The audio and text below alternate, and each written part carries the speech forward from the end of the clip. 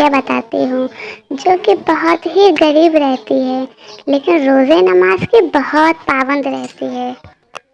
وہ اس کی عمر 15 سال رہتی ہے، اس کے والد اس کا رشتہ طے کر دیتے ہیں۔ اس کے والد کی حالت بہت خراب رہتی ہے۔ رمضان پھوٹ پھوٹ کے رونے لگتی ہے، کہتی ہے بابا جان آپ ہمیں چھوڑ کے مت جائیے، آپ چلے جائیں گے ہمارا کون ہے آپ کے سوا۔ اس کے بابا سمجھاتے ہیں کہ بیٹا گھبراؤ مت، یہ تمہارا چھوٹا بھائی ہے، اس کے نہ ماں رہیں گے نہ باپ رہیں گے، تم ہی اس کو پالنا پوسنا، اس کی خدمت کرنا، اس کو پڑھانا لکھانا میری بچی، میں جا رہا ہوں، خدا کے آگے کسی کی نہیں چلی ہے، میں تمہارے پاس مال دولت کچھ نہیں چھوڑ کے جا رہا ہوں میری بچی، بس یہ نصیحت دے رہا ہوں کہ روزہ نماز کو کبھی مت چھوڑنا، روزہ نماز کے پابند رہنا۔ اتنا ہی کہتے ہیں کہ اس کے والد کی روح خلد کو روانہ ہو جاتی ہے۔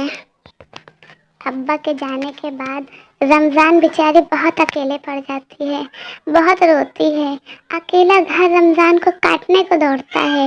بھائی ابھی چھوٹا رہتا ہے، رمضان کا منگیتر آتا ہے، رمضان کو سمجھاتا ہے رمضان رو نہیں، گھبراؤ نہیں، اللہ مصیبت کے دن کاٹ دے گا، ابھی مجھے پڑھائی کے لیے باہر شہر جانا ہے، میں جا رہا ہوں، اپنی پڑھائی پوری کر کے واپس آؤں گا، امی جان سے اپنے نکاح کی بات کروں گا۔ رمضان کہتی ہے جاؤ عمران، جا کے اپنی پڑھائی پوری کرو، اللہ تمہارا حافظ رہے۔ میں اللہ سے یہی دعا کروں گی کہ اللہ تم میری امانت ہو اور مجھے ہی ملنا، اللہ تمہاری حفاظت کرے۔ اب ادھر رمضان رات دن محنت کرتی ہے، رات دن مزدوری کرتی ہے، اپنے بھائی کا ایک بڑے اسکول میں داخلہ کرا دیتی ہے۔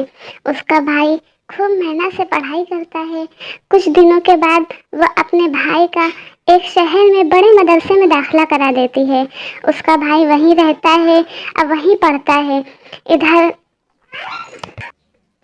رمضان رات دن روزہ رکھتی ہے، نماز پڑھتی ہے، فاقہ کرتی ہے، بیچاری بیمار ہو جاتی ہے، ہر وقت تل تل آنسو بہاتی ہے اور اپنے دن گن گن کے گزارتی ہے کہ کب میرے مالک وہ وقت آئے گا جب میرے گھر میں خوشحالی ہو جائے گی۔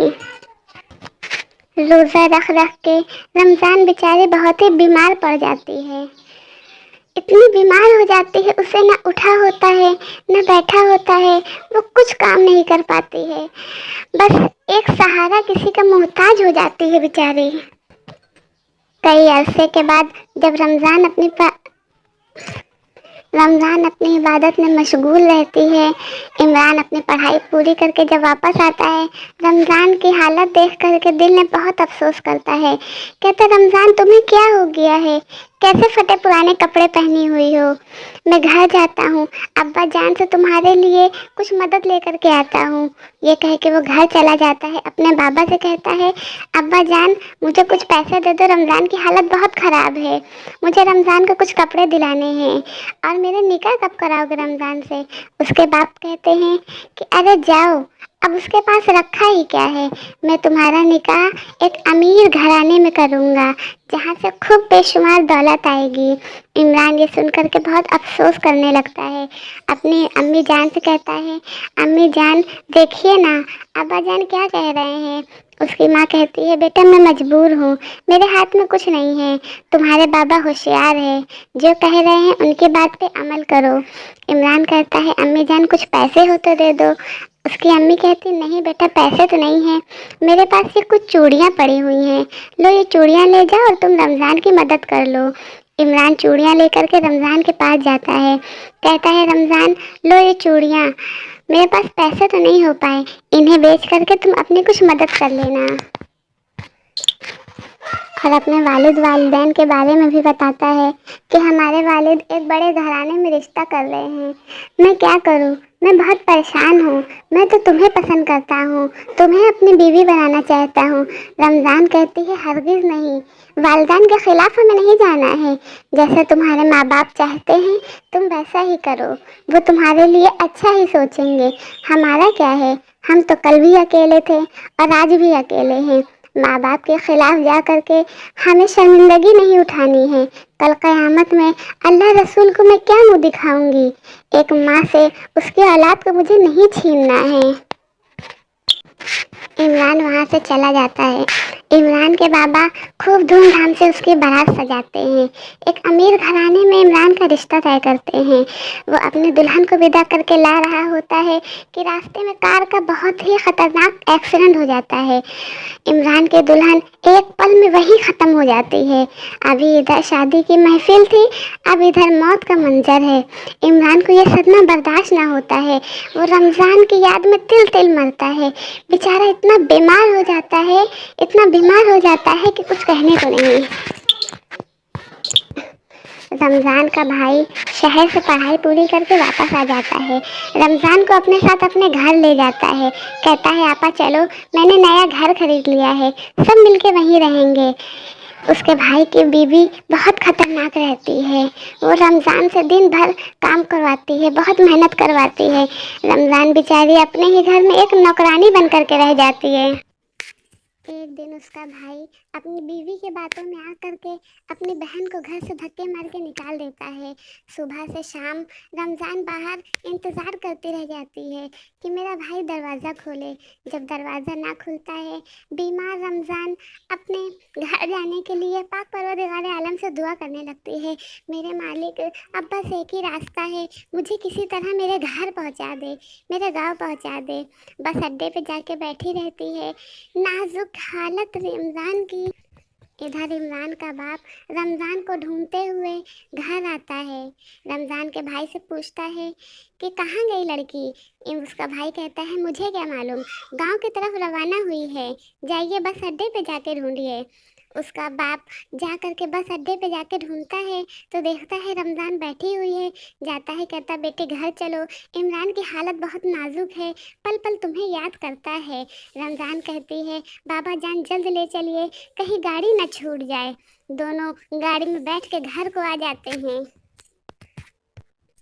रमज़ान इमरान को देख करके आंसू बहाती है, दिल ही दिल में खुश होती है कि मेरे मालिक ने मुझे इमरान से मिला दिया। इमरान भी रमज़ान को देख के आंसू बहाता है, कहता रमज़ान मुझे छोड़ के कहाँ चली गई थी, अब हम लोग साथ रहेंगे। उसके वालिद कहते हैं जाओ रमज़ान को कुछ खाने को दे दो, घर में कुछ खाने को भी नहीं रहता है। इमरान की माँ रमज़ान के हाथ में 2 मुट्ठी चावल देती है, कहती है बेटा ईद का चांद नज़र, रमज़ान का चांद नज़र आने वाला है, जाओ ये चावल पका लो तो कुछ सहरी को खाने को हो जाए, कल रोज़ा रखना है। ईद के चांद के बाद मैं तुम्हारा और इमरान का निकाह भी करा दूंगी और तुम मेरे घर की बहू बन जाओगी। वो अल्लाह पाक से दुआ करती है या मेरे मालिक इस चावल में बरकत डाल दे। रमज़ान सहरी करती है, रोज़ा रखती है, रात दिन इबादत करती है। इमरान की हालत भी ठीक हो जाती है। अल्लाह से दुआ करती है या मेरे मालिक मेरी गरीबी कब दूर होगी। अचानक एक दिन रात में किसी आदमी के दरवाजे के खटखटाने की दस्तक आती है। कोई नकाब पोश आदमी आता है, खूब माल दौलत दे जाता है, कहता है ये इमरान के अब्बू जान का है, उन्हें दे दीजिएगा। रमज़ान ये बात घर में बताती है। माल दौलत को बेच करके उनके अब्बू और इमरान बाहर शहर कमाने के लिए चले जाते हैं कि ईद के रोज़ वापस आएंगे। चंद रोज़ के बाद खबर आती है, एक आदमी आता है, कहता है इमरान के अब्बू और इमरान तो गुजर गए और ये संदूक दे के गए हैं, इसमें जो कुछ उनका बचा सामान है आप रख लीजिए। रमज़ान बहुत रोती है, कहती है मेरे मालिक जब इमरान नहीं रहा तो मुझे भी ज़िंदा नहीं रहना है। 29वां चांद रहता है। रमज़ान बहुत रोती है, रोते रोते बेहोश हो जाती है। जब ईद का चांद नज़र आता है तो अचानक से रमज़ान देखती है कि इमरान और उसके अब्बू सामने से माल दौलत लेकर के वापस आ रहे हैं। वो कहती है अगर आप लोग सही सलामत हैं तो वो कौन शख्स था जो संदूक का बक्सा दे करके गया है, उसमें बेइंतहा माल और अशरफी है, लगता है अल्लाह का कोई भेजा हुआ फरिश्ता था।